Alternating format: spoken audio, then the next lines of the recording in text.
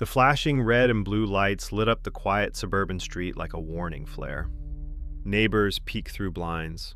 Porch lights flicked on. This was supposed to be a routine family dispute call. No weapons reported. No active violence. Just raised voices. And a misunderstanding. But within minutes, one officer turned it into something else entirely. She wasn't the supervisor. She wasn't in charge. But she acted like she owned the scene. And from the moment she stepped out of her patrol car, her tone made one thing clear. This wasn't about resolving a dispute. This was about control. Dispatch logged it as a domestic disturbance. A couple arguing loudly. No prior history. The call was low priority. The first responding officer, a calm, methodical male officer, arrived and began speaking with both parties. A black father stood on his own front lawn, hands visible but controlled. His partner stood nearby, explaining the argument had already ended. Everything about the scene suggested de-escalation. Then she arrived. A white female officer, light still flashing, door slammed shut with authority. She didn't assess the scene. She didn't ask questions. She walked up already angry. Before introductions were even finished, she cut in. "Step back, I'm taking over." The actual responding officer paused, confused. She wasn't a sergeant, no stripes, no command authority, but she spoke like someone used to being obeyed. Her eyes locked onto the man, not his partner, not the situation, him. She squared her shoulders and raised her voice. "Sir, you need to calm down." The man hadn't raised his voice once. The questions came fast, sharp, loaded. "Why are you yelling? Why are you so aggressive? What's wrong with you tonight?" Each question assumed guilt. Each sentence edged closer to accusation.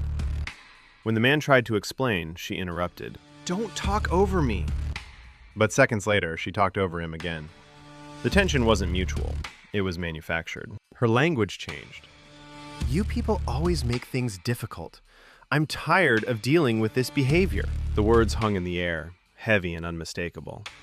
The calm officer shifted uncomfortably. Neighbors started recording.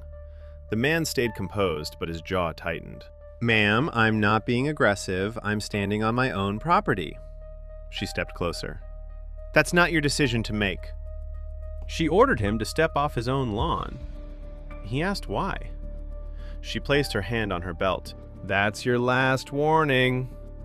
The supervisor, an actual supervisor, wasn't there yet. She was bluffing, and she knew it. But she also knew something else. Most people back down when threatened. This man didn't. A marked SUV rolled up quietly. A real sergeant stepped out. One look at the scene told him everything. He asked one question. "What's going on here?" Before the man could answer, she spoke. "He's being uncooperative."